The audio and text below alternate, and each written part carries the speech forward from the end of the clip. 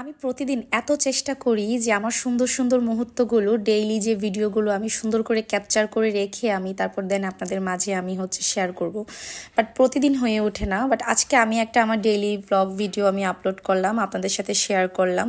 তো hello everyone, আসসালামু আলাইকুম। সবাই কেমন আছেন? আশা করি সবাই ভালো আছেন। সকাল সকাল ঘুম থেকে উঠে আগে নিজেকে একটু সুন্দর করে প্রিপেয়ার করে নিলাম। দেন দেখেন বাহিরের পরিবেশটা এত সুন্দর। তারপর আমরা যেহেতু মেয়ে মানুষের একটাই সমস্যা যে বাসা অগোছালো করা, মোটেও দেখতে পারি না। তাই সবার আগে ফার্স্টই আমি পুরো বাসাটাকে সুন্দর করে গুছিয়ে নিলাম। আর দেখেন আজকের ওয়েদারটা এত সুন্দর। তো এই ওয়েদারে ভাবছি যদি ভুনা খিচুড়ি আর যদি গরুর মাংস রান্না করা যায় তাহলে কেমন হয়।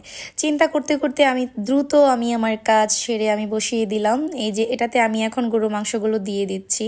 তো আমার গরুর মাংস রান্না আমি অনেক সিস্টেমে রান্না করি, দেখা যাচ্ছে একসাথে মাখিয়ে দেন মেরিনেট করে তারপর রান্না করি। আবার অনেক সময় দেখা যায় এইভাবেও রান্না করি, আগে আমি সব মশলাগুলোকে একটু ভাজা ভাজা করে নিই। তো আজকে আমি ভাবলাম যে এটা আমার হাজবেন্ডের এইভাবে রান্না করাটা খুব পছন্দ। তো ভাবলাম আজকে তার মতোই রান্না করি। সে যেভাবে খেতে পছন্দ করে আমার মনে হয় সেটাই ভালো হয়। আর আমার কোনো কিছুতেই না না নেই, আমি সব টাইপের খাবারই খেতে পারি, আমার কোনো সমস্যা হয় না। তো এখন আমি ভালো করে একটু কষিয়ে নিব, তাই আমি এখন কোনো শীষ টিস দিব না। এই যে দেখেন আমার কষানো মোটামুটি হয়ে গেছে। এটা যখন প্রপারভাবে তেলটা ভালোভাবে ছেড়ে দিবে তারপর আমি পানি দিয়ে এবার আমি মুখটা আটকিয়ে শীষ উঠানোর জন্য রেখে দিব। আর বৃষ্টির দিনে ভুনা খিচুড়ি আর গরুর মাংস হোক বা যে কোনো কিছু, খিচুড়ির সাথে যেই কোনো কিছু, ডিম ভাজি হোক, বেগুন ভাজি হোক, আচার, যে কোনো কিছুই খেতে ভালো লাগে। আর এই যে আমার বলতে বলতে রান্না প্রায় কমপ্লিট। আর এই পাশে যে আমার খিচুড়িটা আজকে কি বলবো, আমার খিচুড়িতে একটু পানি বেশি হয়ে যাওয়ার কারণে খিচুড়িটা নরম হয়ে গিয়েছিল।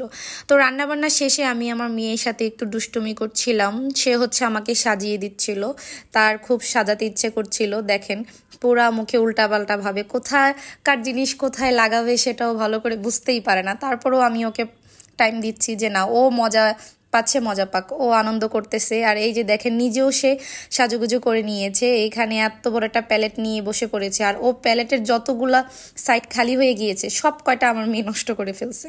তো এইবার আমাকে বলছিল আমার মেয়ে যে আম্মু চলো তোমাকে আমি লিপস্টিক দিয়ে দিব। আর তার লিপস্টিক দেওয়া দেখে আমার এত হাসি পাচ্ছিল, আমি তার সামনে হাসছিলাম না। তার একটাই কারণ ও ও ভাববে যে আম্মু এত হাসছে কেন, বা ও যদি মনে কষ্ট পায়, তাই আমি চুপচাপ আসি। আর সে তো আমাকে ভূতের মতো সাজানোর চেষ্টা করতেছে। সারাটা দিন ওর সাথে দুষ্টামি করতে করতেই আমার সময় চলে যায়। আমি সময়ের দেখা যাচ্ছে আমি ঘুম থেকে উঠে আমি একটু টাইম পাই না যে আলাদাভাবে কোনো কিছু করব বা কোথাও আমি একটু বের হব, সেই সময়টা হয়ে ওঠে না। দেন দেখা যায় সারাদিন কাজ করে সন্ধ্যার দিকে যে আমি একটু ফ্রি হই। আর প্রতিটা মেয়ের সংসার জীবনটাই আমি মনে করি যে এরকমই হয় মেবি, আমি জানি না আমার ক্ষেত্রে কিনা, কিন্তু অনেক আপুদেরকেই দেখি অনলাইনে তারা সব কিছু কিভাবে জানি একদম গুছিয়ে ফেলে। তো বলতে বলতে আমি অনেক ভিডিও আমি ক্যাপচার করতে পারিনি। এই যে আমার একটা ভাই বাসায় চলে আসছে হুট করে। তো আমাদের কিছু টুকিটাকি কেনাকাটার দরকার ছিল বাসার জন্য। তো আমরা সবাই মিলে বের হয়ে পড়ি। এই যে আমার এই ভাইটা, তারপর আমার হাজবেন্ড, আমার বেবি, আমরা সবাই মিলে বের হয়ে পড়ি যে কিছু কেনাকাটা করে নিই। বাসার যেহেতু অনেক কিছুই নেই, তো আমার হাজবেন্ডের সাথে আমিও হেল্প করছিলাম যে কোনটা কোনটা নিব। আর সে একাই 100, আমার কোনো কিছু বলে দেওয়া লাগে না। আমি অনেক কিছুই ভুলে যাই যে কি কি লাগবে, কিন্তু আমার হাজবেন্ডের ঠিকই মনে থাকে যে বাসায় কোনটা কোনটা লাগবে। এরকম একটা স্বামী সব মেয়েরা ডিজার্ভ করে। যাই হোক, আলহামদুলিল্লাহ আমি পেয়ে গিয়েছি, আল্লাহর কাছে লাখো কোটি শুকরিয়া। আর সবচেয়ে একটা মজার বিষয় কি, আমার মেয়ে সুপার শপে গেলে ওর পছন্দ অনুযায়ী চকলেটগুলো নিয়ে ও খেয়ে ফেলে সেখানে। যতটুকুই খাবে বাকিটুকু নষ্ট করে ফেলবে। কিন্তু সেখানে একটা বিষয় থাকে যেটা বিল করার আগে ও খেয়ে ফেলে। দেন আমি সেই কাগজগুলাকে নিচ থেকে কুড়িয়ে কুড়িয়ে নিয়ে বিল করতে হয়।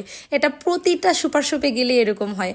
তো ও নিজে থেকেই বলতেছে আম্মু দাও আমি গাড়িটা একটু আমি নিজে চালাই। আর ও তো ডুবে গেছে গাড়ির নিচে, ওকে দেখাই যাচ্ছে না। আর আমরা আজকে যে সুপার শপটাতে আসছি এটাতে all everything A to Z সব কিছু পাওয়া যায়। আপনার কাঁচা বাজার থেকে, তারপর মুদি আইটেম থেকে, তারপর শপিং যদি বলেন, মেকআপ আইটেম, ঘরের যে আসবাবপত্র বলতে এই যে টুকিটাকি যে রান্নার যাবতীয় জিনিস, তারপর আপনার জুতা, জামা, আমার মনে হয় যে এখানে যা আছে আমার মনে হয় না একটা ফ্যামিলির দৈনন্দিন বাজারের জন্য বাহিরে কোথাও যাওয়া লাগবে, এই একটা সুপার শপে আসলেই সব কিছু কভার করা যায়, কারণ এখানে চাল থেকে শুরু করে সব কিছুই পাওয়া যায়। একটা জিনিস যেটা হচ্ছে আমরা চিন্তা করি যে কাঁচা বাজার, এটাতে কাঁচা বাজার সব কিছুই আছে, তবে হ্যাঁ প্রাইস একটু বেশি। সবাই দেখা যাচ্ছে এখানে কাঁচা বাজারটা করে শান্তি পাবে না, তার কারণ হচ্ছে কাঁচা বাজারের প্রাইস এখানে হিউজ হিউজ, বাজারে যেটা সেটার থেকে অনেকটাই বেশি।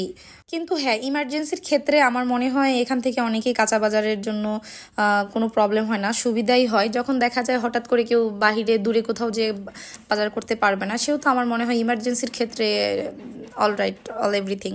তো আমি হচ্ছে এখান থেকে কাঁচা মরিচের সস নিচ্ছিলাম, ভুলবশত আমি বাসায় হচ্ছে ধনিয়া পাতার সস নিয়ে আসছি, বাট কাঁচা মরিচের সসটা নাকি খুব টেস্টি, আমি এখনও ট্রাই করিনি। আর এখানে একটা জিনিস কি, সসের আইটেম সব কিছু এত সুন্দর করে সাজানো, আমি ভিডিওতে লাস্টে দেখি যেটা ধনিয়া পাতার সস, বাসায় এনে দেখি যেটা কাঁচামরিচের সস না।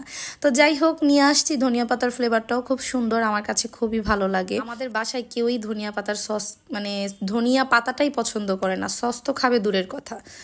তো সব কিছু মিলিয়ে আমাদের কেনাকাটা প্রায় শেষ হয়ে গিয়েছে, এইবার হচ্ছে দেন আমরা বাসার দিকে রওনা দিয়ে দিব। তবে হ্যাঁ, বাসার দিকে যাওয়ার আগে আমরা কিছু মানে হচ্ছে যেহেতু আমের সিজন, কিছু আম কিনে নিয়ে যাব। তো এখানে আমার হাজব্যান্ড হচ্ছে এলাচ দেখতেছিল যে কোন এলাচের প্যাকেটটা নিবে, তবে এলাচটা আমাদের বাসায় প্রচুর লাগে, প্রচুর দেখা যায়, বেশিরভাগ ডেজার্ট আইটেম থাকবেই। তো সব কিছু মিলিয়ে আজকের এই ব্লগটা এখানেই শেষ করলাম, আশা করি সবার ভালো লেগেছে। অ্যান্ড আমাদের প্রতিদিনের এই ব্লগ ভিডিও পেতে আমাদের পেজে এবং আমাদের ইউটিউব চ্যানেলে সবাই পাশে থাকবেন। আর এইদিকে আমার মেয়ে শপিং করেও বাসায় যেতে চাচ্ছে না, সে এখানে বসে পড়ছে, এখানে বসে তার মামার সাথে দুষ্টুমি করতেছে। তো আমি অনেক জোরাজুরি করে বললাম, আম্মু এইবার চলো, এখন আমরা বাসায় যাই। তো আজকে এই পর্যন্তই, সবাই ভালো থাকেন, সুস্থ থাকেন সেই কামনাই করি, অ্যান্ড আমাদের জন্য সবাই দোয়া করবেন। আসসালামু আলাইকুম।